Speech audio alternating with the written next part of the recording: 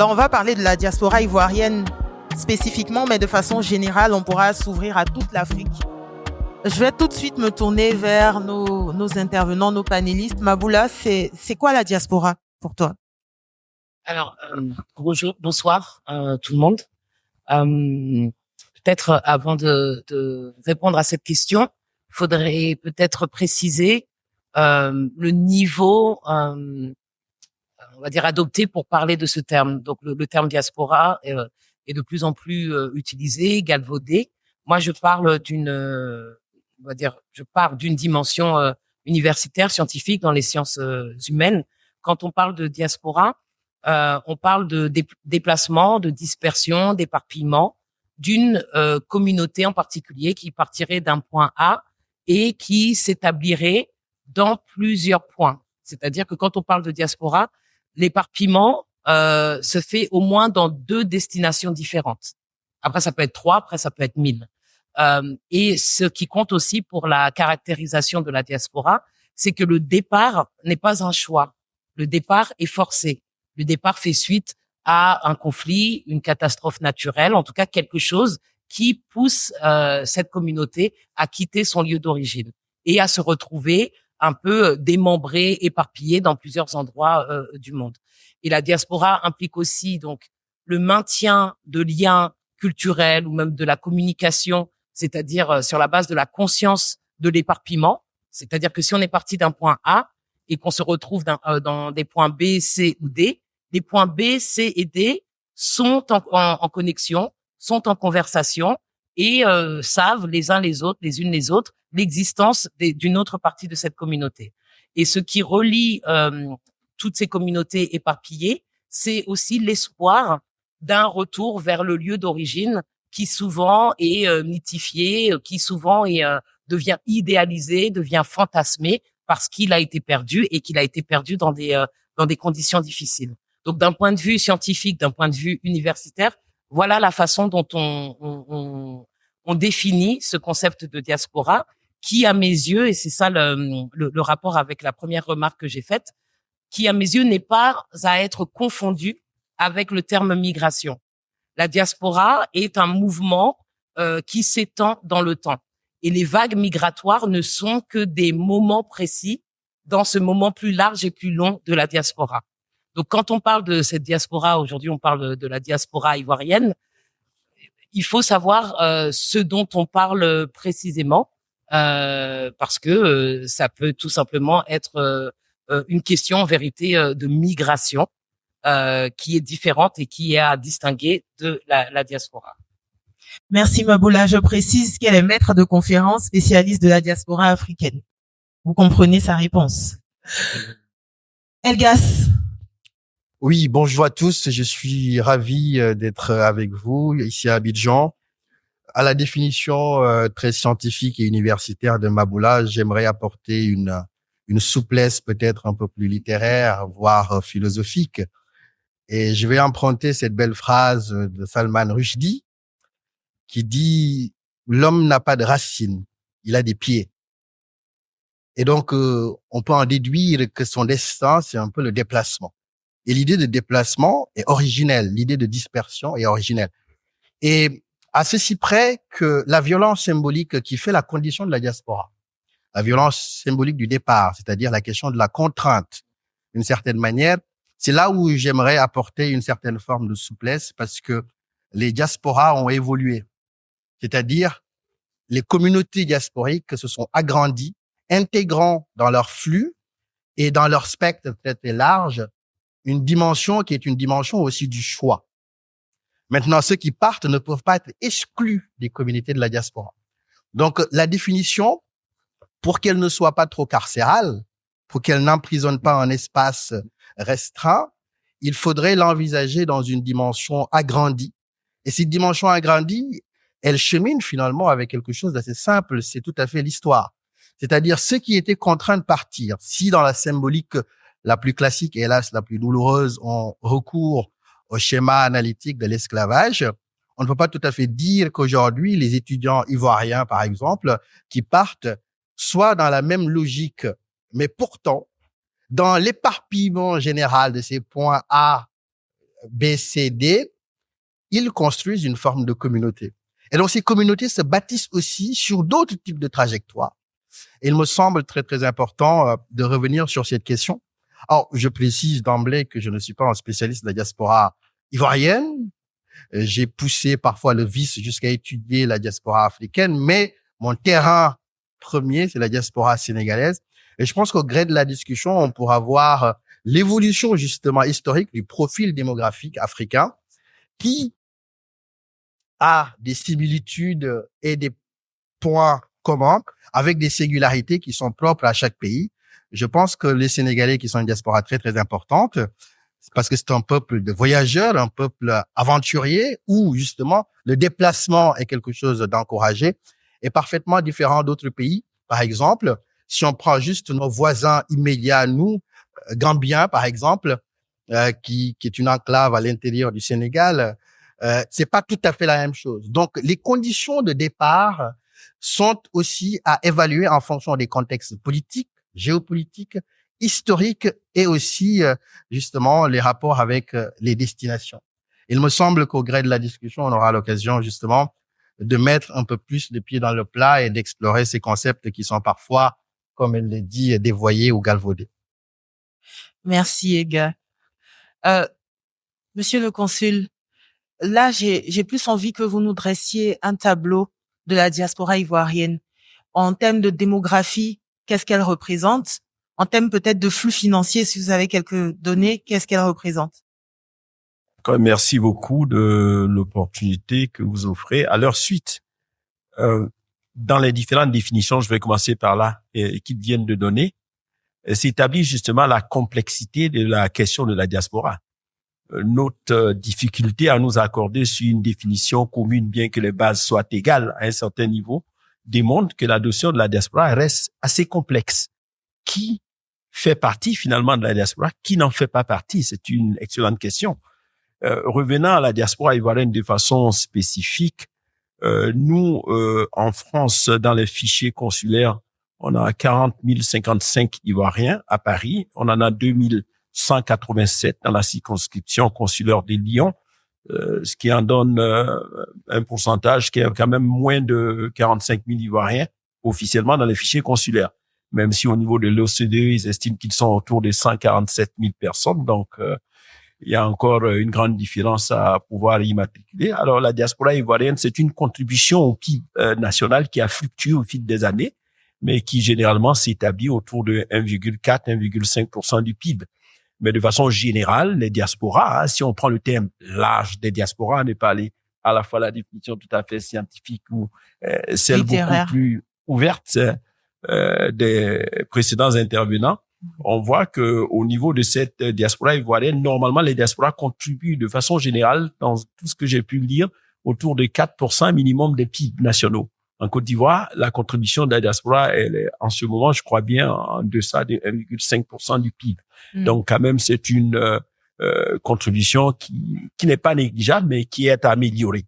Et puis, ce qui me fait dire ensuite, qui me fait penser à quelque chose, c'est que dans les 2 ans et demi que j'ai passé à Paris, je me rends compte que le profond attachement au flux financier, c'est-à-dire envoyer constamment de l'argent en Afrique, n'est pas forcément retrouvé dans des profils particuliers des diasporas. On ne retrouve pas ça de façon assez précise chez les étudiants. On voit ça chez ceux qui, entre guillemets, disent être allés se chercher. Ils ont ce rapport systématique à envoyer de l'argent aux familles en Afrique. Donc, moi, voilà quelques éléments que je pourrais dire sur la diaspora ivoirienne. On a aussi une excellente étude qui vient d'être réalisée avec la Direction générale des Ivoiriens de l'extérieur, d'ailleurs, dont le directeur général est là, qui parle de profilage de la diaspora ivoirienne, qui montre les spécificités de la diaspora ivoirienne.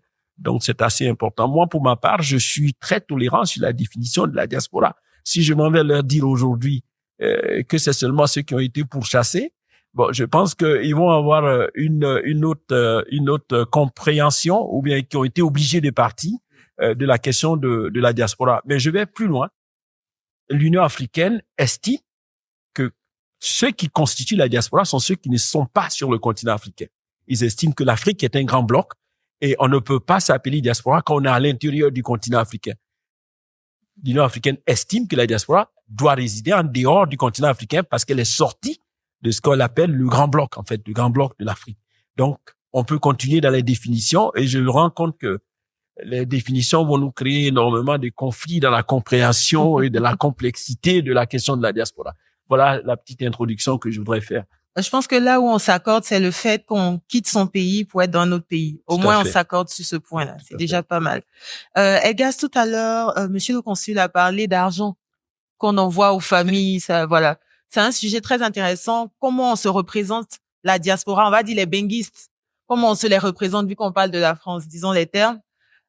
Comment on se les représente ici et là-bas quand on les apprécie, Elgas? Oui, j'ai eu une série de sourires intérieurs quand mon voisin parlait, parce que pendant 5 ans, moi, j'ai fait une thèse de sociologie avec des accents un peu anthropologiques sur la question de la dette de manière générale. Est-ce qu'on doit quelque chose à son pays? Est-ce qu'on doit quelque chose à sa famille? Est-ce qu'on doit quelque chose à son conjoint, à son amoureux ou pas? Est-ce qu'on doit quelque chose à son continent de manière générale? Et donc, c'est pourquoi j'ai fait une thèse dont le titre, c'est la dette originelle. Et à l'intérieur, j'analyse les flux financiers de la diaspora sénégalaise envers le Sénégal. Vu que tous les rapaces et tous les appétits capitalistes aujourd'hui essaient de trouver des flux financiers sur le continent qui sont pérennes et qui peuvent être des instruments de développement, il y a l'aspect forcément économique ou, comme dirait ma chapelle sociologique, économiciste qui domine. Les banques veulent savoir, oui, alors le duopole MoneyGram, Western Union est éclaté. Maintenant, les banques essaient de faire des virements. On mesure aussi les transferts informels, ainsi de suite. Mais toujours dans une seule optique. Cette optique, c'est de comprendre comment ça peut impacter le PIB, comme vous l'avez dit, comment ça peut impacter le développement, ainsi de suite. Et très peu de gens, finalement, ont interrogé l'aspect anthropologique de la question. C'est-à-dire, pourquoi on se sent obligé d'envoyer chaque mois, parce que c'est la périodicité qui s'établit comme référence, de l'argent à sa famille. Pourquoi? Eh ben, moi, pendant 5 ans, j'ai fait le téméraire. J'ai confessé pas mal d'immigrés sénégalais, une centaine de tous les profils, avec les variables de genre, les variables de classe sociale, les variables de statut entre les étudiants et le donateur type qui est le travailleur. Et donc, c'est assez intéressant de voir qu'il y a une certaine forme de refus total, quelle que soit la catégorie à laquelle on appartient, du mot dette. C'est un mot repoussoir. On n'estime pas avoir une dette vis-à-vis de sa famille. Mais tout de suite, le champ lexical qui va émerger va reconstituer ce qui est, mine de rien, une dette. On va dire, oui, mais on donne parce que, c'est de la redevabilité. On donne parce qu'on doit le faire. On donne parce que, de toute manière, c'est attendu. On donne parce que c'est culturel. On donne parce que l'immigration nous donne une certaine forme de capacité économique. Et dans même la propre valorisation de soi, cet investissement nous propulse au sommet, justement, d'une certaine forme de hiérarchie sociale. Ce que la naissance ne nous donne pas en termes de privilèges, le don, d'une certaine manière, peut le réparer. Et donc, au Sénégal, la diaspora étant plus grande, les dons des immigrés dans un flux macroéconomique, c'est 13% du PIB. Oh. Il s'est produit quelque chose d'absolument formidable en 25-30 ans. C'est-à-dire les flux, et ça, c'est valable dans beaucoup de pays. J'ai pas les données ivoiriennes, mais je parle sous votre contrôle. Les transferts d'argent ont dépassé les aides publiques au développement. Les APD, comme on les appelle. Bon, heureusement qu'il n'y a pas de membres de l'AFD ici, parce que je crois qu'on ne dit plus AFD, on ne dit plus aide publique au développement, on dit maintenant investissement durable et solidaire. Et ont dépassé aussi les IDE, les investissements directs à l'étranger. Donc, le premier flux de capital qui rentre aujourd'hui sur le continent, c'est l'argent des immigrés. Et tout de suite, ça suscite tous les appétits. Au Sénégal, on a un fonds d'appui à l'investissement des Sénégalais de l'extérieur, ainsi de suite. Et les mobilisations sont en train d'ailleurs, de façon très réticulaire, de se mettre en place. Comment on va utiliser cet argent? Sauf que, très mauvaise nouvelle, cet argent, c'est des petites coupures individuelles qui rentrent dans des logiques intrafamiliales. Avec tout le vœu macroéconomique que l'on veut, quelqu'un qui envoie 100 € pour la dépense quotidienne pour sa famille, il ne peut pas être l'instrument d'une politique de développement à grande échelle. Et donc, de toute manière, il faut reconsidérer cet argent pour ce qu'il est, une digue parfois pour arrêter l'avancée de la pauvreté, mais nullement la panacée pour justement propulser l'Afrique. Et donc, c'est pourquoi tous les fantasmes qui sont attachés sur l'argent de la diaspora qui va venir transformer de façon substantielle nos économies sont des mythes néolibéraux et des mythes capitalistes auxquels parfois, par faiblesse, on souscrit parce que c'est une forme de paresse dans la pensée. Et donc, moi, c'est ce que j'ai essayé de comprendre dans ma tête. C'est-à-dire, qu'est-ce que on essaie quand on donne de l'argent de faire. Et ça nous amène très, très loin à la structuration de la famille. Qu'est-ce qui est attendu des enfants? Qu'est-ce que les enfants pensent de leurs parents? Est-ce qu'il y a une dette de naître, par exemple, ainsi de suite? Est-ce que l'enfant a vocation à être redevable de sa famille pendant très, très longtemps? Ainsi de suite. Et sur ces sujets qui touchent à l'identité, à l'économie, à la philosophie, à la culture et à l'histoire, je pense qu'il y a parfois des niches qui sont l'objet de malaise et de non-dits. Mais je pense que voilà, c'est l'intérêt d'un travail sociologique et anthropologique de planter parfois, comme dirait Albert Londres, la plume dans la plaie. C'est tout un monde. On en ferait presque un panel spécial. Oui. Ça donne Oui. des idées. Merci, Elga. On parle de France et de Côte d'Ivoire, Maboula. Toi qui es spécialiste de la diaspora africaine et qui t'es intéressé à des questions post-coloniales, comment est-ce que le lien historique entre la Côte d'Ivoire et la France influe sur sa diaspora? Alors, c'est une question intéressante et qui peut-être va me permettre de faire un lien avec ce que vous venez de dire, Monsieur le Consul, quand vous parlez de la 6e région de l'organisation africaine, qui est la région, qui s'occupe de la diaspora. Peut-être qu'il faudrait également rappeler que cette 6e région n'existait pas lors de l'établissement de ce qu'on appelait à l'époque l'Union africaine et lors du premier congrès de l'Union africaine à Addis Abeba en Éthiopie. Il y avait que 5 régions alors. Et cette 6e région, elle date de 2003, c'est-à-dire 21 ans. Et elle date de 2003 précisément parce que c'est la diaspora qui s'est mobilisée pour rappeler au continent africain qu'elle existait, qu'il y avait ce qu'on appelle des afro-descendants, des personnes d'origine africaine proches ou lointaines qui étaient établies depuis très longtemps, depuis des siècles notamment, si on pense aux Amériques.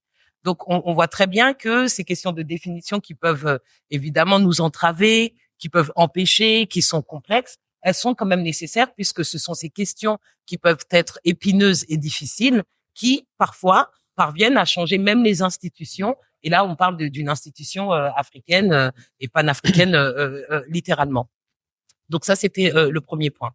Quand on parle donc de cette relation particulière qui nous intéresse aujourd'hui et qui est celle de la France et de la Côte d'Ivoire, ou de la Côte d'Ivoire et la France, dans n'importe lequel des deux sens, évidemment que le contexte historique et que le contexte colonial comptent. Et je pense qu'il compte notamment dans nos imaginaires et aussi, également dans le lexique que nous employons. Donc, je vais revenir sur ce concept même de diaspora en faisant remarquer que moi, je parle de vagues migratoires, je parle de migration.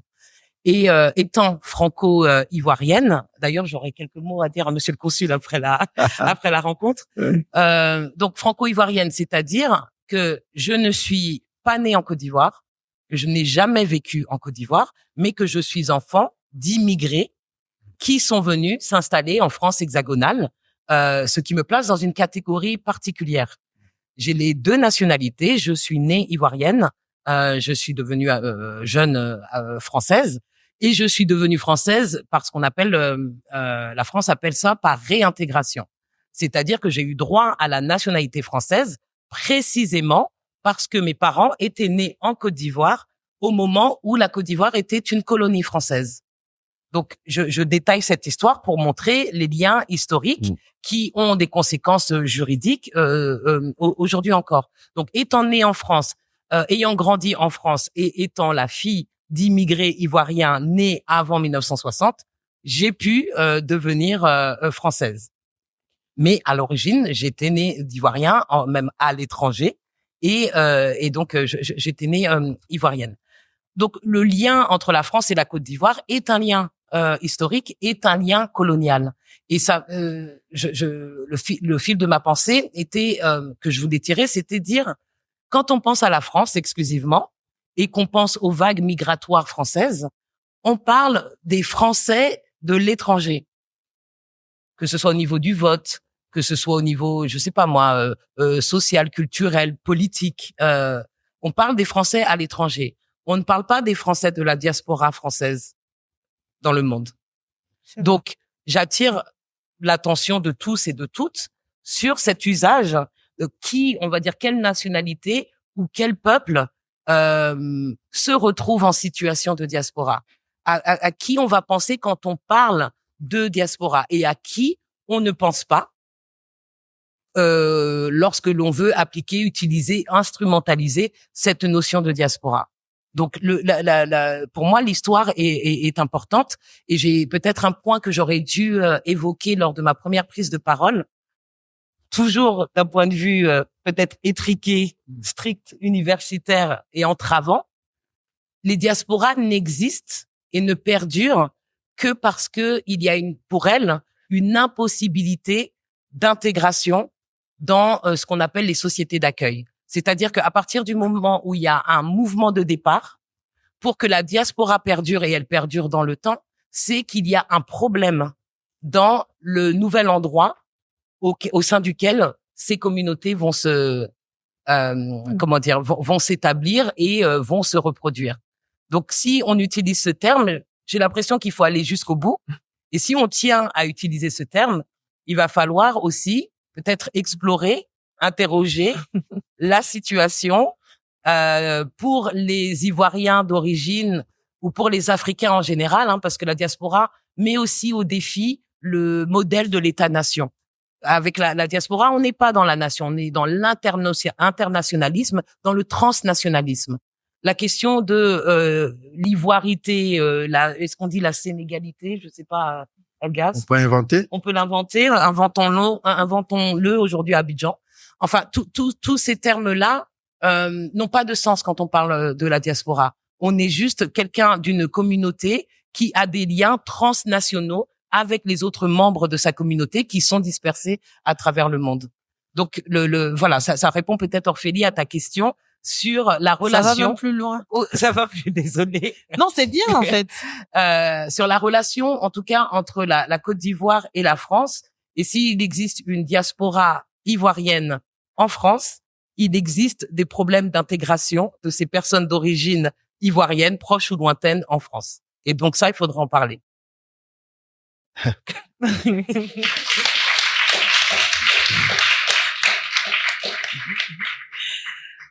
On va poursuivre avec toi. On va poursuivre avec toi, Maboula, au moment où tu parlais de retour chez soi. Oui. Et déjà, est-ce que le chez soi, il est, je sais pas si j'utilise le bon terme, est-ce qu'il est inné? J'entends que toi, je viens juste d'apprendre que tu n'es pas né en Côte d'Ivoire. Oui, oui.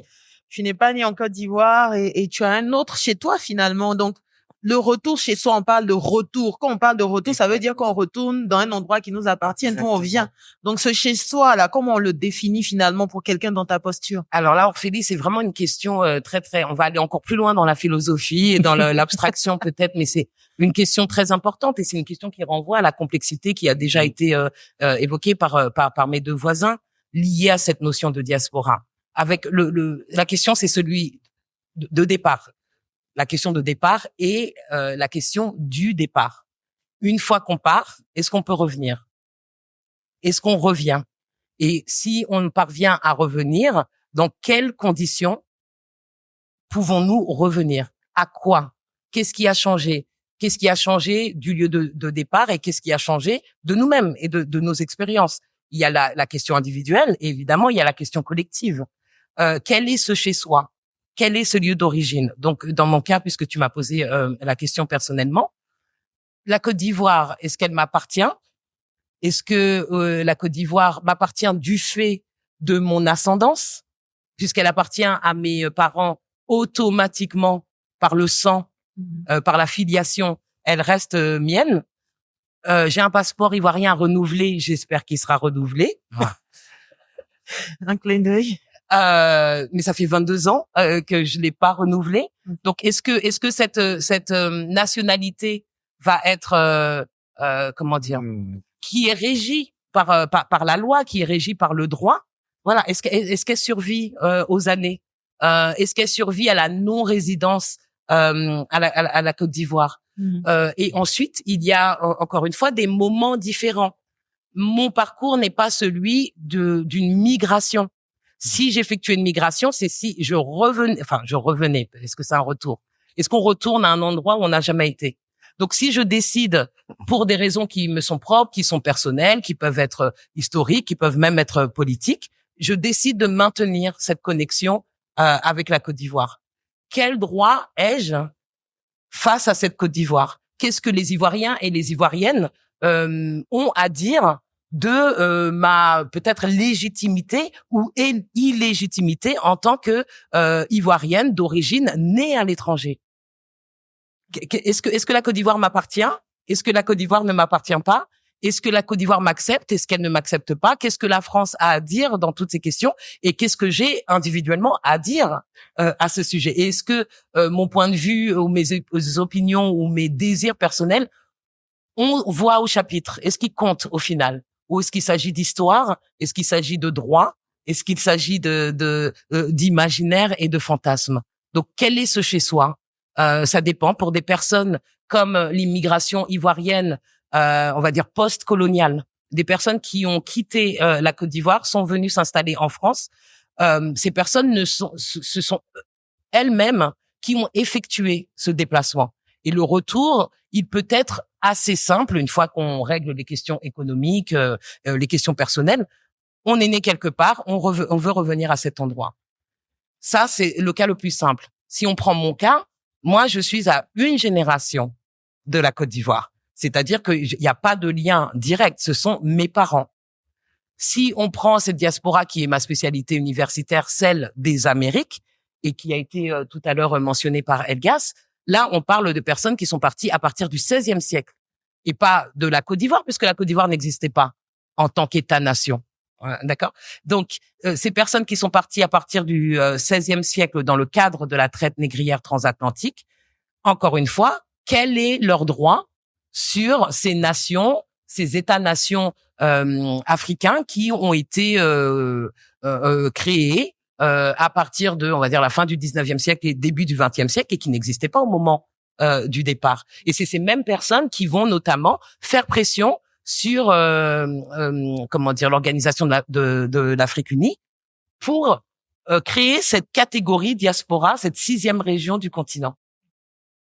Donc en fait, j'ajoute encore une fois peut-être des niveaux de difficulté, mais des niveaux de complexité qui, à mes yeux, doivent être pris en compte si on veut traiter sérieusement de cette question. De qui on parle, à quel moment on parle, à quel moment de l'histoire parle-t-on. Et c'est cela qui va déterminer peut-être les réponses et les actions concrètes qui vont être mises en place. Mais c'est pas une question simple. C'est vrai. Elgas, est-ce que tu as quelque chose à dire de chez soi? Peut-être qu'il est culturel aussi. Je te propose un marché, ma chère Maboula. J'allais dire Elgas. Moi, personnellement, je dis que la Côte d'Ivoire est à moi aussi. C'est moi qui décide. C'est unilatéral et complètement tyrannique. Bon, moi, j'ai pas le droit de regard sur ça, vu que je suis sénégalais. Non, mais sur la question de la définition, sur les deux aspects, c'est pas tellement que la définition. Moi, j'étais emporté par mon élan littéraire. On en fait toujours des caisses. Mais je partage avec toi aussi la même formation scientifique. Donc, il nous faut des cadres. Et je vais recourir à l'exemple de la diaspora juive, qui a été une diaspora importante dans l'histoire, qui d'ailleurs, dans beaucoup de manuels sur la diaspora, est très, très mise en avant. Il y a un livre de Stéphane Dufoy qui s'appelle Diaspora, aux éditions Que sais-je, qui est un précis assez complet sur la question de la diaspora. Et sur ce que tu disais, sur l'impossibilité d'être absorbé par les terres d'accueil, de s'intégrer, ou pour utiliser un terme plus barbare, s'assimiler, la diaspora juive a pu s'intégrer dans beaucoup de sociétés, au prix parfois de quelques accommodements avec son identité originelle, mais c'est quelque chose qui a parfaitement existé. Mais par contre, moi, je vais beaucoup plus loin que toi, et là où je te rejoins totalement, c'est que je pense que tout départ de chez soi est une forme de violence symbolique. Mmh. Cette violence symbolique, elle est contrainte par l'histoire, par l'arrachement, par la douleur, par la violence, ou même, moi, je suis étudiant sénégalais. Je viens d'une famille qui est une famille plutôt de la classe moyenne supérieure sénégalaise. Et j'ai eu l'opportunité d'aller en France. On peut dire que c'est un choix. Mais c'est pas tellement un choix. C'est-à-dire, il y a tout un processus, à la fois de mirage et d'aliénation mentale, où pour moi, la réalisation de ses rêves, de son ambition, de toute puissance, de grandeur, de gloire, cheminait obligatoirement avec un voyage en Occident. Bien sûr. Et cet imaginaire est resté. Et donc, qu'on le veuille ou non, c'est pas un choix, d'une certaine manière. C'est pas un choix rationnel. Et d'ailleurs, on le voit aujourd'hui quand on regarde le profil des départs. Qui part, finalement, dans les flux migratoires? C'est les gens qui sont capables de partir. Il faut avoir un capital intellectuel pour les études. Il faut avoir un capital économique pour pouvoir se payer. Même ceux qui prennent les frêles esquifs, qui risquent leur vie en Méditerranée, c'est des gens qui ont réussi à mobiliser des sommes pour donner à des passeurs pour pouvoir y aller. Donc, bon an, mal an, l'immigration est une affaire de classe supérieure, avec des nuances, avec des singularités, avec une différente teinte, mais au fondement de cet ensemble très éclaté, très hétéroclite, il y a la violence symbolique. On va chercher dans un autre pays ce qu'on n'a pas forcément chez soi. Et ça, philosophiquement, je suis totalement d'accord avec toi, ça conforte ta définition de la diaspora comme l'idée d'une forme de violence originelle à des échelles parfaitement éclatées et tout à fait différentes. Maintenant, pour répondre à la question d'Orphélie. Enfin. Oui. Mais moi, je pourrais répondre à ce que la définition de la diaspora nous passionne tous. Et je suis sûre qu'on a encore des choses très intéressantes à dire. Je t'écoute sur Alors, ma pour question. moi, la question, elle se pose pas tellement. Moi, je suis sénégalais, j'ai vécu au Sénégal, je suis né au Sénégal, j'ai grandi au Sénégal, j'ai eu mon bac au Sénégal. Et ensuite, je suis parti faire mes études en France. Donc, pour moi, il n'y a jamais eu de conflit d'identité. J'ai toujours été un Sénégalais. J'ai été naturalisé français beaucoup plus tard parce que maintenant, j'ai vécu autant de temps en France qu'au Sénégal. Je suis arrivé en France, j'avais 17 ans. Maintenant, j'en ai 36. Donc, finalement, j'ai vécu plus de temps en France qu'au Sénégal. Donc, je ne suis pas dans une démarche de conflit d'identité, mais sans être dupe d'une chose. Ma situation n'est pas forcément la situation de Maboula, qui est né justement à Paris. Et j'ai pu d'ailleurs le percevoir. Ce malaise, on l'appelle comme on veut, j'utilise un terme générique, ce malaise identitaire, cette quête, cet écartèlement, il se pose différemment. Pour nous, les immigrés, même une fois naturalisés, d'ailleurs, le problème se pose avec une autre ampleur, c'est-à-dire on est confronté à des questions de racisme. Et de toute manière, il y a une forme de racine, si on utilise un terme que j'aime pas, mais qui est aussi utilitaire. Il y a une forme de condition raciale, la condition noire, qui fait que ce qui peut être reproché à Maboula va m'être reproché, peu importe d'ailleurs qu'on ait les mêmes trajectoires, les mêmes classes sociales, ainsi de suite. Donc il y a cette forme de violence-là qu'il faut pouvoir affronter. Et c'est-à-dire ça crée des liens qui sont parfois très très serrés, justement d'une communauté qui est fondée par sa condition. Pas par forcément, justement, les élans personnels qui peuvent la composer.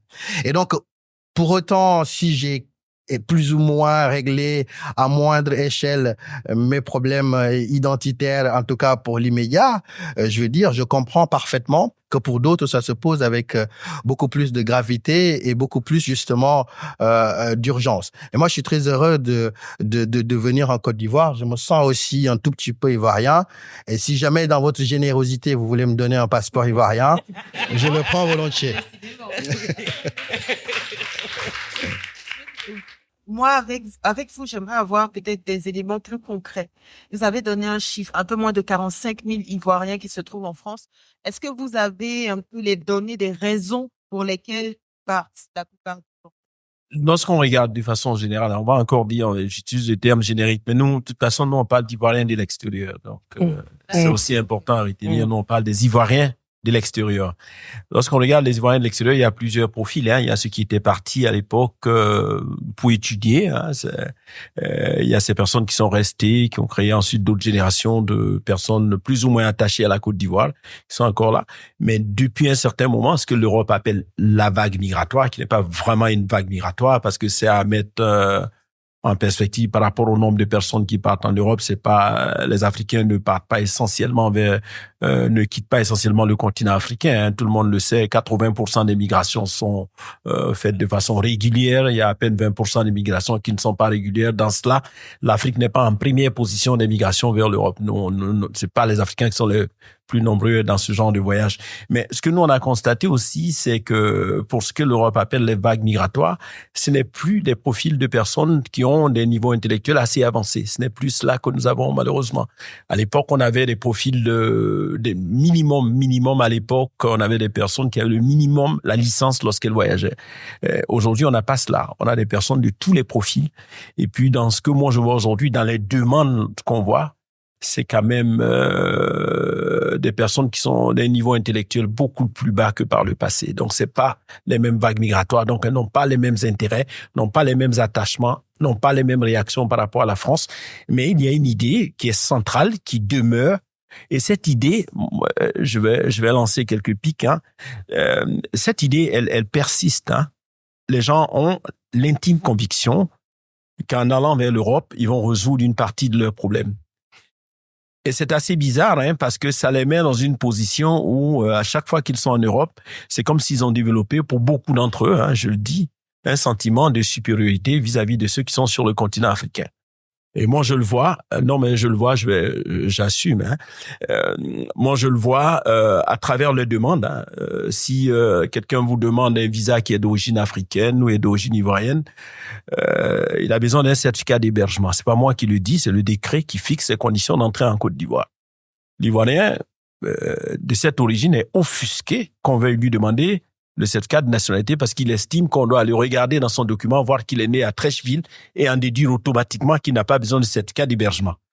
C'est dans un monde idéal, on pourrait faire ça, mais nous, on parle de textes. C'est des textes.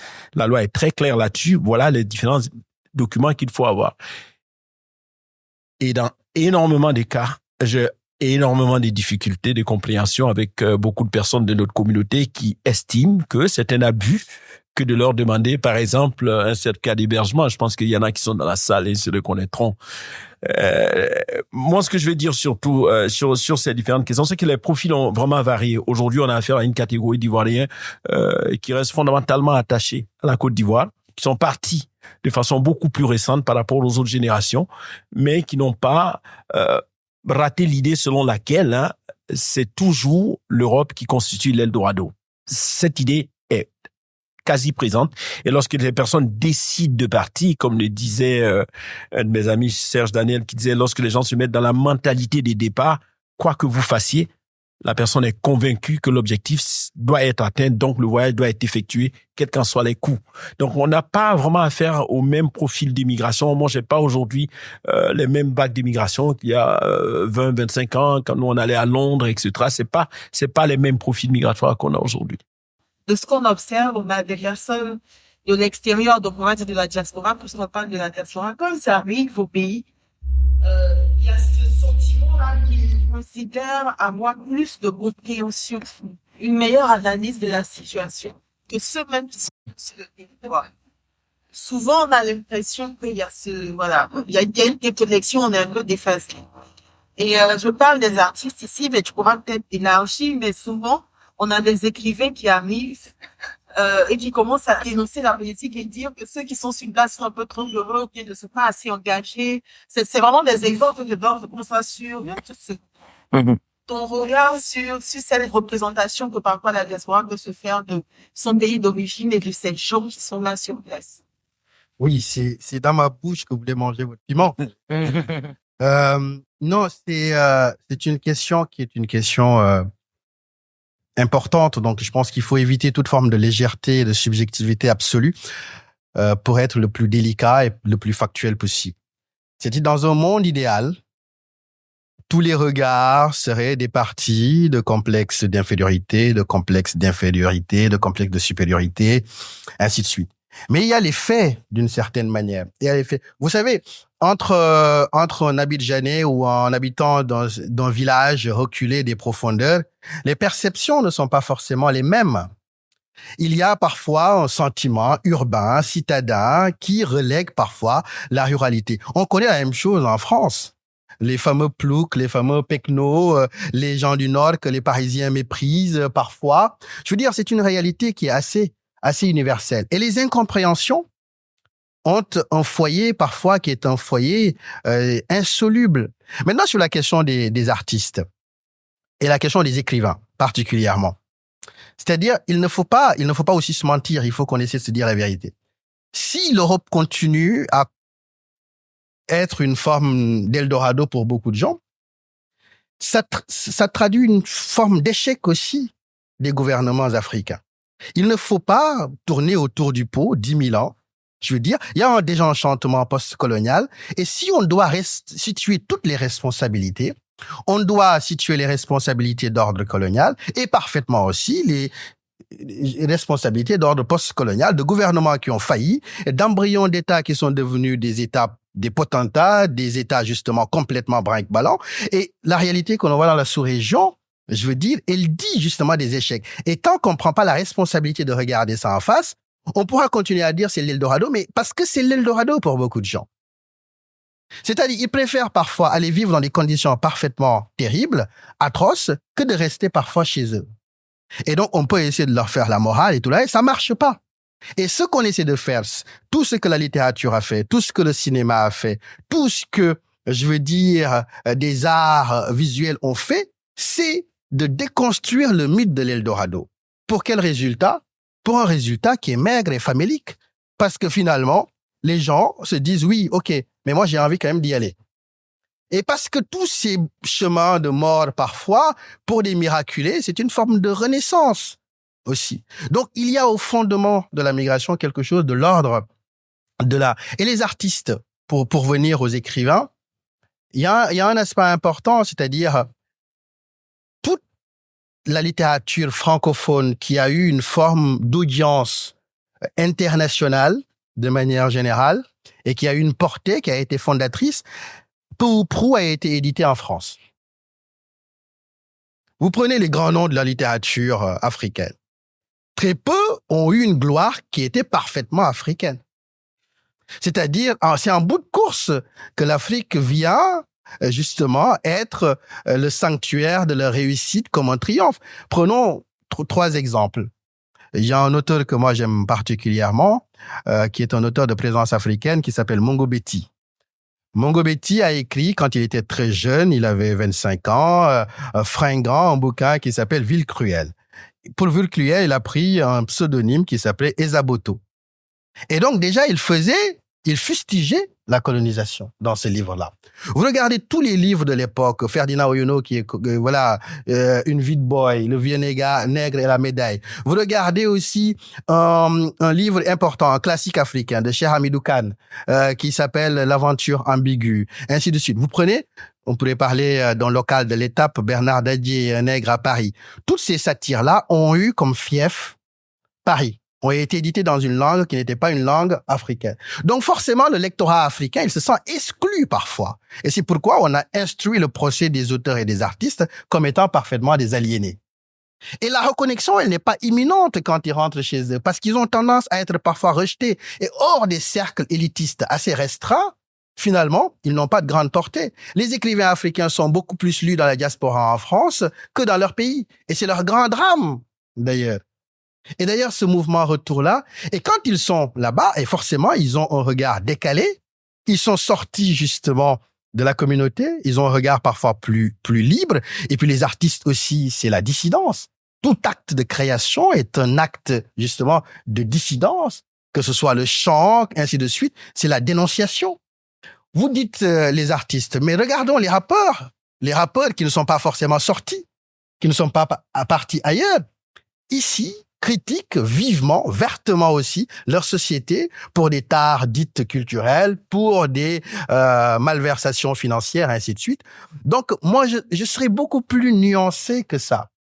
Il appartient aux auteurs, qu'ils soient à l'extérieur ou à l'intérieur, de déconstruire certains mythes, de jeter le malaise en pleine figure, justement, de la société, pour urger les gens à plus de prise de conscience. Si l'art échoue dans cette mission, et devient la complaisance, la dictée d'une certaine manière des autorités, eh bien, toute sa puissance rebelle et évocatrice, elle est totalement étouffée. Donc, je veux bien souffrir qu'on continue à me dire, tu es déconnecté, mais par évidence, je suis déconnecté. Et je n'ai aucune forme de prétention d'être le centre ou l'épicentre de la vie africaine. Je vis à Paris. J'écris des livres qui sont majoritairement lus, je veux dire, dans la diaspora. Oui, Que je le veuille ou non, je suis un tout petit peu déconnecté. Je ne suis pas dans l'agenda et dans le calendrier local. Et ce statut-là n'est pas pour autant infamant. Et j'ai la légitimité absolue d'observer ma société et de lui dire ce que j'ai envie de lui dire. Je pense qu'on devrait avoir beaucoup plus peur le jour où les auteurs deviendront les grillés du pouvoir. C'est ça qui me paraît être le plus problématique. Tant que les auteurs ont la force et la verve pour dénoncer, pour essayer de faire avancer les choses, leur implantation géographique me paraît assez anecdotique. Est-ce que l'intégration en France peut impliquer une certaine désintégration chez soi? Alors, encore une fois, ça dépend de...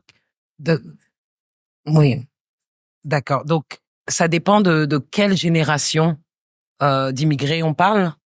Est-ce qu'on parle des, on va dire des indigènes français comme moi, nés sur le territoire mais qui ont des origines ivoiriennes, donc indigènes au terme littéral, pas au terme je sais pas moi, on comprend, d'accord. Ou est-ce qu'on parle de personnes qui sont venues comme Elgas en tant qu'étudiants? Est-ce qu'on parle aussi, on fait attention à la chronologie, comme l'a précisé tout à l'heure Monsieur le Consul? Est-ce qu'on parle, je sais pas moi, de l'immigration immédiatement après l'indépendance, ou est-ce qu'on parle des personnes qui sont venues dans les années 70 ou plus récemment dans les années 90? Voilà, c'est tout ça qu'il faut prendre en compte pour essayer d'explorer, de sonder cette question de la désintégration. La désintégration, à mes yeux, ne peut être causée que par le mal-être et par le fait de se laisser submerger par des forces qui existent, qui sont très puissantes, mais qui ne sont pas du seul fait des Africains ou des immigrés. C'est-à-dire que la conception de l'Eldorado, le meilleur qui se trouve ailleurs, il est co-construit. Il y a d'un côté le fantasme des Ivoiriens, des Sénégalais, des Africains du continent, mais il y a aussi un discours occidental qui est produit depuis l'Occident et qui s'exporte dans le monde entier et qui s'est exporté depuis des siècles. Et même si, Elgas, tu dis que il y a eu toutes ces contributions artistiques, intellectuelles qui ont tenté de défaire cette mythologie, il y a eu dans le même temps et de manière beaucoup plus puissante tout ce qui a contribué à l'élaboration de ce mythe occidental comme l'Eldorado. Donc la désintégration, elle peut se produire, et elle s'est produite quand on est happé par une sorte de discours dominant et qu'on n'a pas eu le loisir, qu'on n'a pas eu le choix, qu'on n'a pas eu les moyens de questionner et de rejeter. Et juste pour finir, parce que je voulais y revenir tout à l'heure quand Elgas a parlé de la question de du peuple juif et la question de la diaspora. Et ce peuple juif disséminé, c'est vraiment la diaspora modèle dans les études en sciences humaines et sociales. C'est-à-dire, c'est la diaspora de départ. Et on parle donc de la dispersion d'Israël, comme dans la Bible, à travers le monde. Évidemment que les Juifs à travers le monde ont pu s'intégrer dans des dans des sociétés d'accueil à différents degrés, mais et c'est là qu'on revient à ce que tu demandais, Ophélia, sur la question du retour. Pour moi, cette communauté-là, elle cristallise et elle illustre les difficultés du retour. Donc, même s'il y a eu des points d'intégration et des moments et des lieux d'intégration, l'exemple parfait, c'est l'établissement de la nation-État Israël, qui met de manière très concrète, donne forme à un imaginaire, à une volonté de retour, et voyons ce qu'il est en train de se passer. C'est-à-dire que de l'agression, de la dispersion, de la catastrophe, peut être envisagé par toute la tradition sioniste un retour dans la terre d'origine qu'on a perdue il y a très longtemps, sauf que cette terre de retour, elle n'était pas vide. Et sur cette terre se trouvent des populations qui n'ont rien à voir ou qui ne croient absolument pas à cet imaginaire, à cette histoire. Et donc, pour moi, c'est l'exemple parfait du retour et de toutes les questions qu'il soulève. On retourne, on revient à quel prix, dans quelles conditions et quels sont les droits que l'on a, et au nom de quoi. Et si cet imaginaire et ce discours n'est pas partagé, évidemment, il y aura des problèmes d'ampleur, et c'est vraiment ce qui se passe aujourd'hui entre Israël et la Palestine. Donc, il y a le peuple d'Israël, et ensuite, il y a l'État-nation d'Israël. Quand on pense à ces retours-là, c'est vraiment ce qui va en parallèle entre l'imaginaire et le concret, l'imaginaire et le géopolitique. Et là, c'est vraiment des situations qui sont très explosives. Je sais même pas si j'ai répondu à ta question, mais c'est ce que je voulais dire en tout cas. Oui. Cette première étape avec monsieur le consul, ça va être des questions très précises, des questions pratiques. Comment est-ce que la Côte d'Ivoire attire ses enfants prodiges? C'est-à-dire que ceux de la diaspora, comment est-ce que peut-être que c'est pas au niveau du consulat, mais comment des choses sont mises en place pour les accompagner, les préparer au retour? Peut-être qu'ils veulent venir investir, peut-être qu'ils veulent venir juste travailler dans des entreprises. Est-ce qu'il existe des programmes, des initiatives pour les accompagner? Malheureusement, un peu plus tard, ça commence en 2011. Les initiatives réelles au niveau de l'État par rapport à l'intégration de la diaspora dans le développement socio-économique de la Côte d'Ivoire. On a mis en place le ministère, une direction générale spécifique. On a mis ensuite en place des guides de retour à destination des Ivoiriens de l'extérieur. On a créé des guichets au niveau du CPC pour la création d'entreprises. Il y a des initiatives de l'État. Moi, je pense pas que le problème soit là en tant que tel, mais on doit aller beaucoup plus loin que ce qui a déjà été fait. Il faut continuer avec ce qui s'est fait en place avec le directeur général des Ivoiriens de l'extérieur, qui a une structure qui vient aujourd'hui de travailler sur un projet de cartographie de la diaspora. Il y a eu un fonds d'investissement en faveur des Ivoiriens de l'extérieur pour ceux qui veulent venir investir.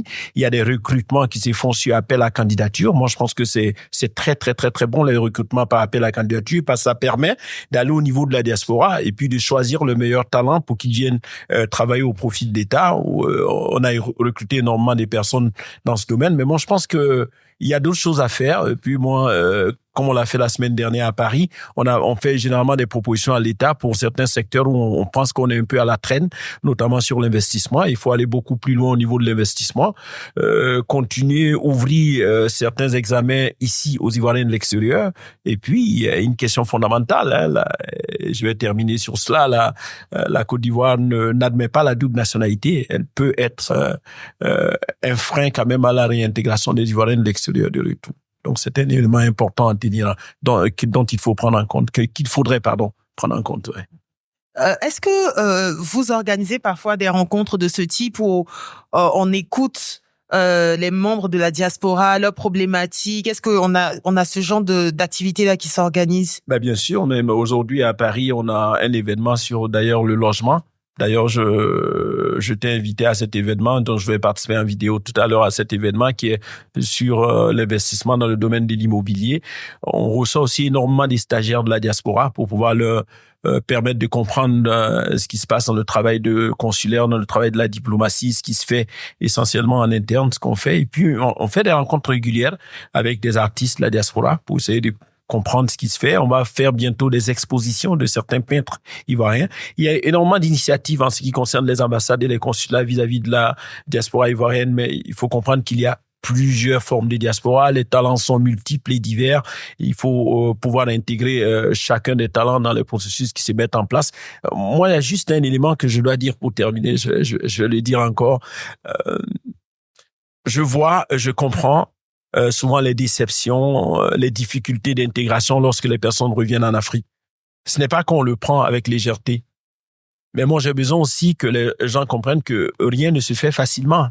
Moi, je suis parti en Angleterre. Quand je suis revenu ici, un simple compteur d'électricité, je savais pas comment le mettre. Je parle même pas d'abord de l'intégration de la société. Je parle de quelque chose de si basique que je ne savais pas. Au moment où je partais, j'avais jamais eu la charge de mettre un compteur d'électricité. Quand je reviens, je me retrouve comme si je suis dans un pays étranger qui est pourtant mon pays. Je n'ai pas l'histoire de Maboula, qui est une histoire complètement différente. Moi, j'avais mon histoire. J'estimais que la Côte d'Ivoire, c'était chez moi.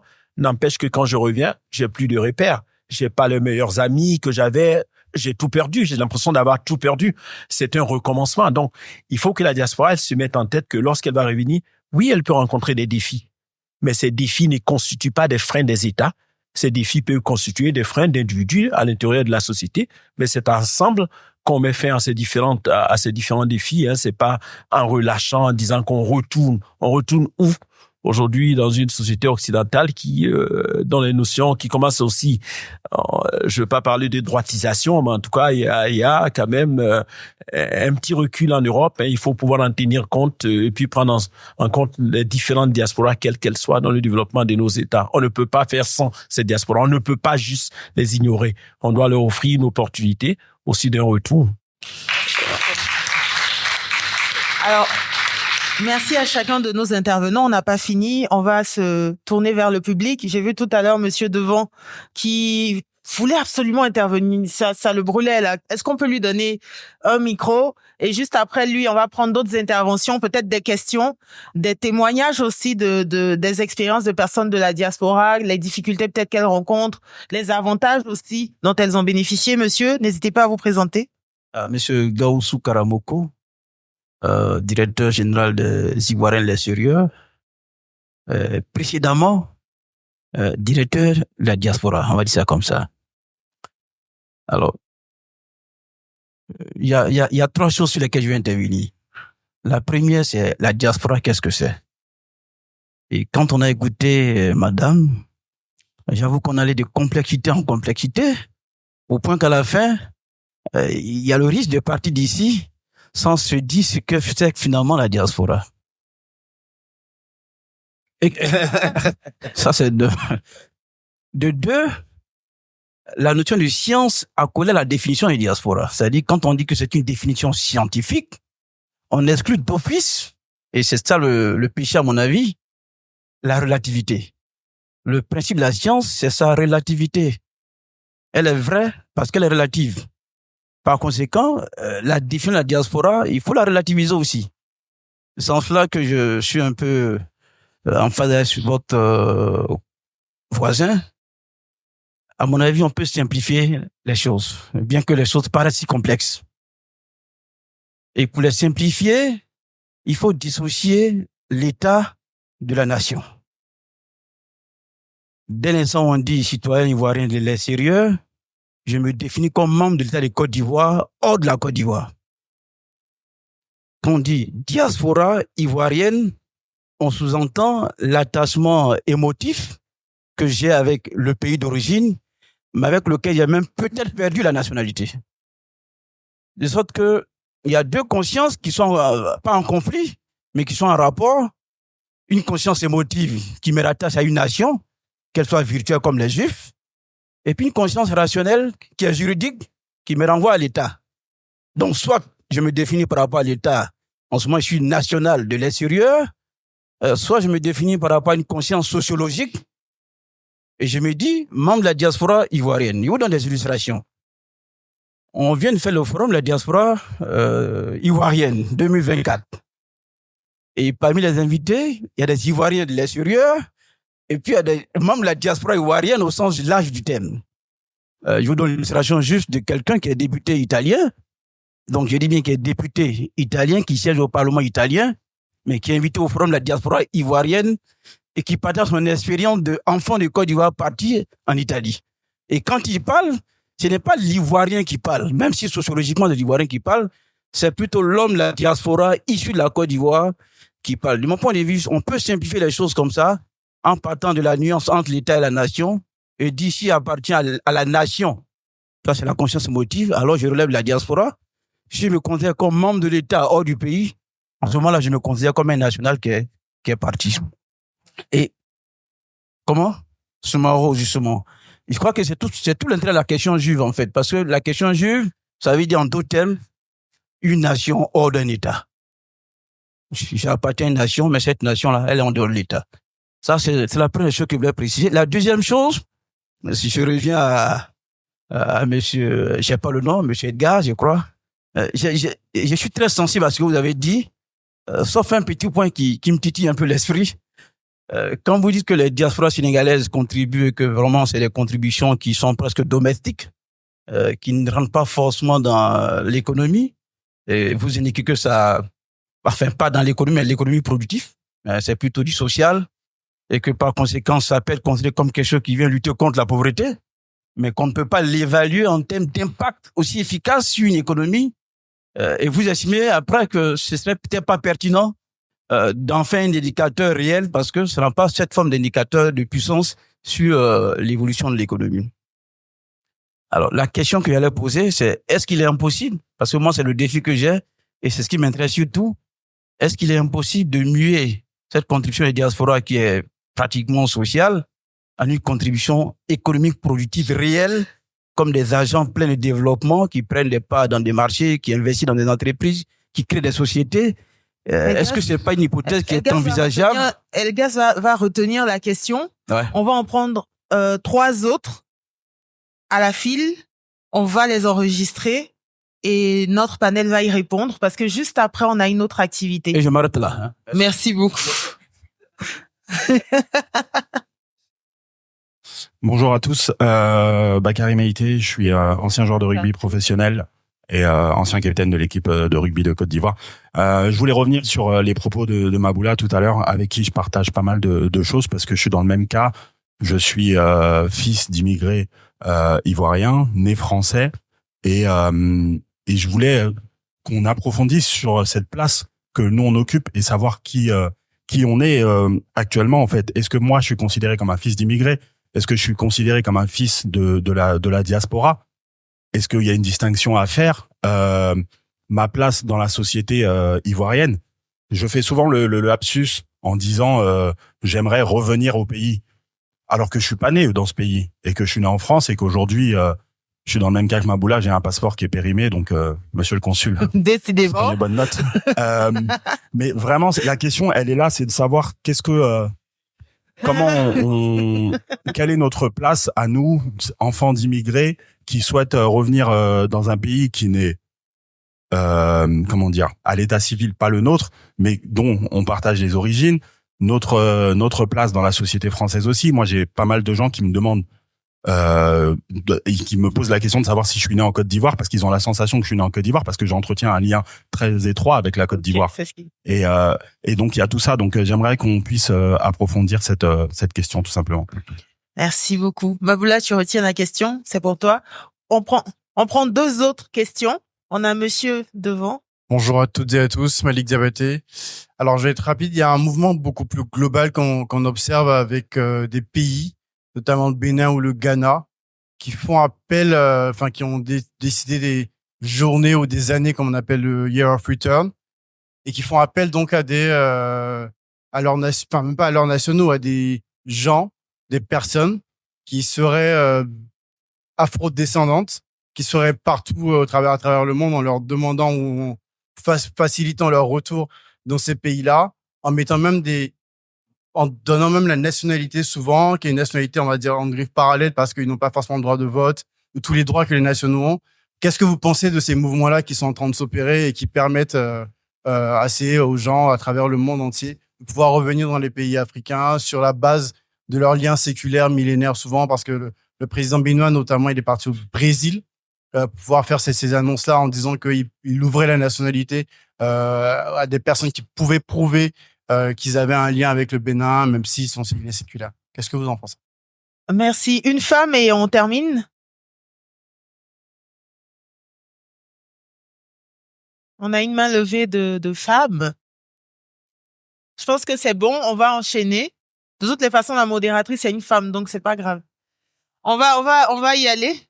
Elgas, c'était pour toi la question. Toute forme même de contribution solidaire et sociale est perçue, mesurée, justement, par les indices de développement du PIB. Donc, je ne suis pas en train de marginaliser tout ça. C'est quelque chose de parfaitement important. D'ailleurs, j'ai donné un chiffre qui est assez colossal. C'est 13% du PIB. Donc, c'est colossal. Sauf que je précisais que cet argent rentrait dans des logiques intrafamiliales et qu'à ce titre, c'est pas un argent qui est mobilisable dans une dimension macroéconomique. Si on fait des travaux publics pour construire des écoles ou des hôpitaux à Abidjan, que c'est porté par la puissance publique, ainsi de suite, c'est quelque chose qui a une grande force. Est-ce que les immigrés peuvent le faire? À travers cet argent, ça me paraît difficile. Mais je peux vous soumettre une idée. C'est une idée que très généreusement je partage. Je pense que les pouvoirs africains pourraient gagner énormément d'argent C'est-à-dire, il n'y a aucune société de transfert d'argent nationale dans les pays africains. Au Sénégal, on n'en a pas. On a une structure qui s'appelle Wave, on a Orange Money, et ainsi de suite. Personne n'y a pensé. On pourrait totalement défiscaliser une société comme ça et ponctionner sur les transferts d'argent de petites sommes symboliques qui peuvent financer des politiques publiques. C'est quelque chose qu'il faudrait investir sans être dans un nationalisme économique, ainsi de suite. Donc, c'est un aspect important. Le deuxième point que j'aimerais... Alors, on est dans un cadre fort agréable, les gens ont l'air bien sympathiques, mais je vais faire le mauvais messager de quelque chose que je perçois à Paris. Parmi les migrants ou les immigrés, on utilise la terminologie que l'on veut, il n'y a aucune malveillance ou stigmatisation dans mon propos. Parmi les mineurs isolés, il y a beaucoup d'Ivoiriens. Je ne sais pas si c'est une réalité qui vous est connue. Et moi, pour avoir été prof de lettres dans les lycées parisiens, c'est un aspect qui est très, très important. Beaucoup de jeunes Ivoiriens, je vais dire, sont dans des situations très, très délicates à Paris. Et c'est là où j'ai envie de vous poser une question de réflexion à vous, c'est-à-dire, pourquoi un pays où les promesses économiques visiblement font des envieux, où Abidjan est en train de devenir justement the place to be pour une diaspora qui est dans une logique de classe, parce que ça, on l'évoque pas. C'est-à-dire, personne ne peut se permettre de rentrer. Il y a des gens qui peuvent rentrer et rentrer sans perdre ses privilèges.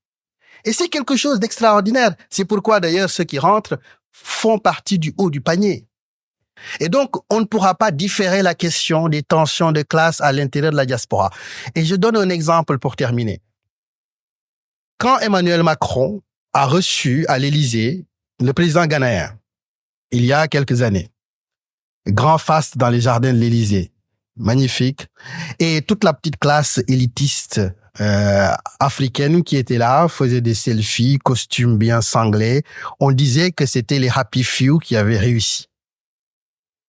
Et au même moment, au Panthéon, il y avait les Gilets noirs qui avaient fait un assaut au Panthéon pour réclamer d'être régularisés. Ça, c'est l'exemple le plus éloquent que les diasporas sont traversées par un conflit de classe souterrain qui est très, très fort. Ceux qui sont à la Défense à Paris, qui font les after-work, ne sont pas forcément ceux qui se réveillent à Montreuil le matin pour aller travailler et nettoyer les bureaux. Et c'est pourquoi, tant qu'on ne parle pas de ces questions-là, on peut avoir une vision très idéaliste, justement, et on ne fait que participer à un récit très néolibéral en disant oui, la diaspora va sauver les choses parce que les problèmes sont beaucoup plus souterrains et beaucoup plus délicats. Et il faut avoir l'humilité d'aller les affronter avec toute la pédagogie qu'il faut et ne pas rester dans des récits d'illusions qui sont parfois une certaine forme de paresse. Et même si on utilise un mot très très fort, de lâcheté face à des problématiques sociales intérieures qui sont les plus lourdes. Et ça, je voulais vraiment le partager avec vous parce que je le perçois à Paris, je le perçois dans beaucoup de pays africains et le nombre de retours est parfaitement marginal et la diaspora ne sauvera pas la Côte d'Ivoire. Ce sont les Ivoiriens à l'intérieur, par leur ingénierie, par des systèmes politiques performants, par un regard économique qui vont le faire. Parce que jusqu'à présent, la contribution de la diaspora, elle est importante, mais elle n'est pas décisive.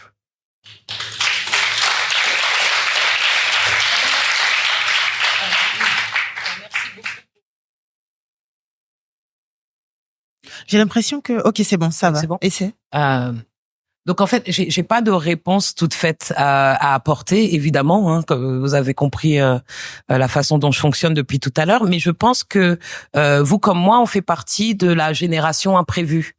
C'est-à-dire que on fait partie de la génération qui est venue après celle des premiers départs.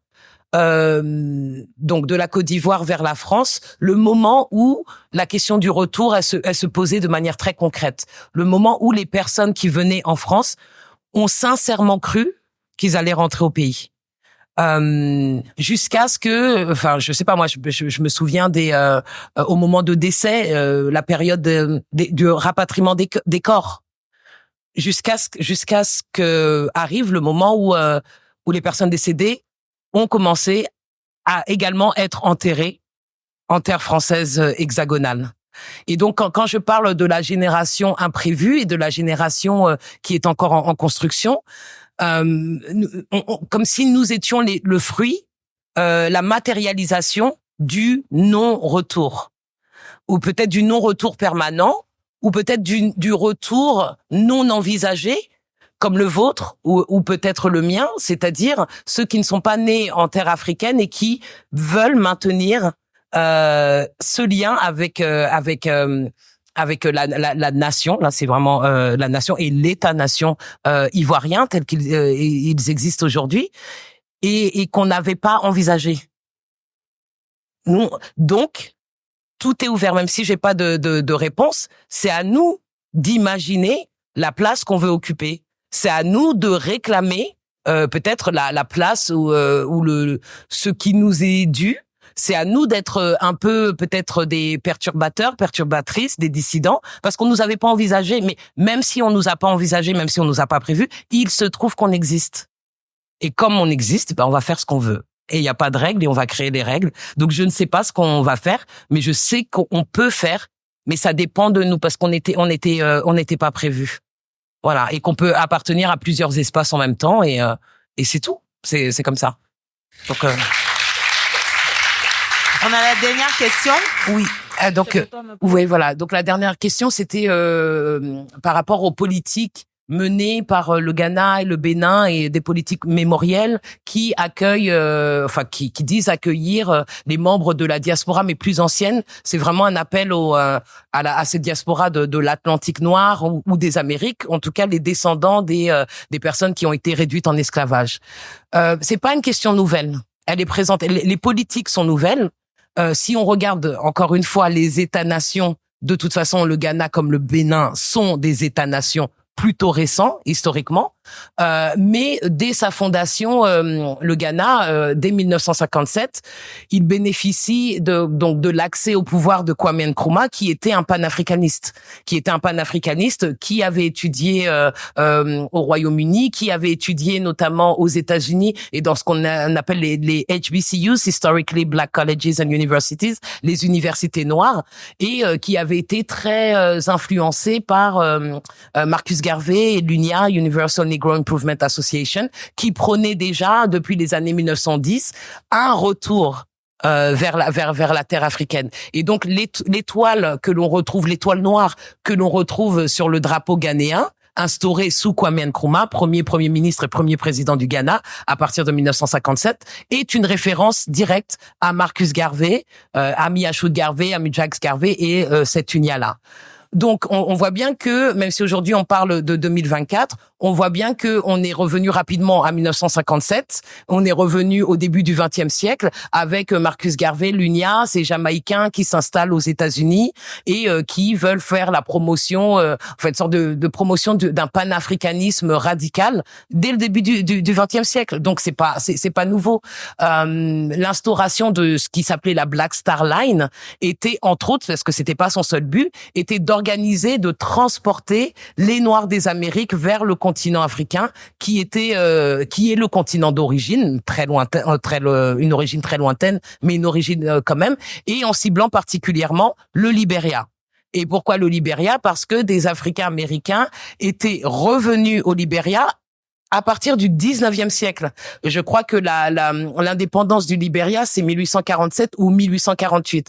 La première phase de ce qu'on a appelé la colonisation du Libéria, je crois que c'est à partir de 1816. Donc encore une fois, c'est une longue histoire. Cette idée pour les Noirs des Amériques, et quand je dis les Amériques, c'est tout le continent et pas seulement les États-Unis, les Noirs des Amériques, que face à une impossibilité d'intégration sur un pied d'égalité à leur nation, dans les nations au sein desquelles ils se trouvent, il y a cet espoir d'un ailleurs, il y a cet espoir d'une terre-mère, d'un lieu originel au sein duquel il pourrait se passer quelque chose de mieux. Et il y a eu des retours comme ça. Donc le Libéria a été créé de cette façon. Je vais passer outre les tensions qui ont eu lieu entre ces personnes qui revenaient des États-Unis et les populations autochtones qui étaient sur place, qui n'avaient rien demandé et qui se sont vues incorporées dans une nation, de même que dans un État-nation qui n'ont rien, qui n'avaient pas prévu. Pour le Bénin, je pense à ceux qui sont repartis du Brésil au 19e siècle également. Je pense aux Malais, par exemple, qui étaient des Africains musulmans qui avaient fomenté une révolte d'esclaves et qui ont été expulsés de l'île. Enfin, pas de l'île, pardon, du Brésil. Et ceux qu'on appelle les Agoudas, qui sont revenus sur la côte béninoise et nigériane, ont aussi une trajectoire très intéressante parce que eux, quand ils sont revenus en terre africaine, ils sont comme revenus chez eux, mais ils sont revenus transformés parce qu'ils avaient passé du temps, au Brésil. Ils ont également participé à la traite des esclaves et ils ont cultivé cette fois le fantasme où ils ont participé à l'idéalisation du Brésil d'où ils venaient. Donc les architectures des maisons étaient particulières, la mode était particulière, le style vestimentaire. Donc on sait plus où est la maison. Enfin, est-ce que la maison c'était l'Afrique et c'est un concept flou, l'Afrique retrouvée, ou est-ce que c'est le Brésil qui était la terre du désespoir mais qui devient la terre maternelle parce qu'on l'a. Pardon, Maboula, je t'interromps un peu. Pardon, parce que je me suis enflammée. Oui, pardon. C'est que là, ça nous ramène un peu à la discussion qu'on a eue sur le chez-soi aussi. Exactement. Voilà. Donc, il y a un besoin aussi de faire ce qui est en train de se faire. Qu'est-ce que tu en penses? Est-ce que c'est pertinent, cette nouvelle tendance qui arrive? Justement, vraiment, j'allais venir et je m'arrêterai là. C'est pas une nouvelle tendance. Et c'est ça qu'il faut garder en tête. C'est-à-dire que même en 1957 au Ghana, Kwame Nkrumah a fait appel à la diaspora, des intellectuels. W.E.B. Du Bois, il est mort au Ghana, donc ce grand intellectuel états-unien. Des Anglais d'origine caribéenne sont venus au Ghana pour participer à l'élaboration de cette nouvelle nation indépendante. Donc je pense que voilà, pour conclure, que ce qui se passe donc en ce début du XXe siècle, peut-être qu'on peut le comprendre à l'aune et en connaissance, en conscience de ce qui s'est passé auparavant pour pouvoir tirer des leçons. Au lieu de se dire, c'est nouveau, c'est le Ghana qui a fait ça, il y a rien de nouveau. Il y a rien de nouveau. Donc, apprenons du passé pour essayer de corriger le passé, réparer et d'éviter les erreurs et les écueils qui ont déjà été commis. Sinon, on ne fait que répéter, on n'apprend rien. Au final, les personnes de la diaspora qui sont venues pour aider à l'élaboration de la nation ghanéenne à partir de 1957, dès que Kwame Nkrumah il a été on l'a fait partir du pouvoir, on les a expulsés eux aussi. Donc ces tensions entre la diaspora et les populations autochtones locales, c'est une vieille question. Donc il faut qu'on la règle, mais pour la régler, il faut savoir que la question est ancienne et il faut tirer les leçons de ces chapitres passés de l'histoire. Je suis désolée, Orphélie, je suis très bavarde. C'est très bien. Moi, j'aurais voulu qu'on s'étale et qu'on en parle encore et encore, mais on a encore d'autres activités à mener, d'autres échanges à avoir sur d'autres thématiques. Déjà, merci pour votre disponibilité, pour votre générosité aussi, à tous les trois. On a appris énormément de choses. On a de quoi réfléchir en rentrant chez nous. On va enchaîner avec une autre activité. Ça va être des partages de témoignages. Mais déjà, j'aimerais un peu récapituler sur tout ce qu'on a pu aborder. On a tenté de définir la diaspora. Je vais pas dire qu'on a défini la diaspora. On a tenté de la définir. Chacun ira avec sa conclusion. On a essayé de voir les liens historiques entre la Côte d'Ivoire et la France, les pays africains et la France, parce qu'il n'y a pas que la Côte d'Ivoire. On a vu aussi ce qui est mis en place avec le consul pour accompagner la diaspora. On a eu un paysage des mobilités en termes de diaspora. Pourquoi est-ce qu'on part? Qui sont ceux qui partent? Les flux financiers, c'est quoi le pourcentage que ça représente? Voilà à peu près tout ce qu'on a pu aborder au sujet de la diaspora. Je vous remercie beaucoup pour votre participation. J'espère que vous avez beaucoup appris avec nos intervenants. J'espère qu'ils seront un peu disponibles après pour qu'on leur pose des questions. Je vous remercie beaucoup. Sous vos acclamations, on va leur dire encore merci. Merci, Ophélie.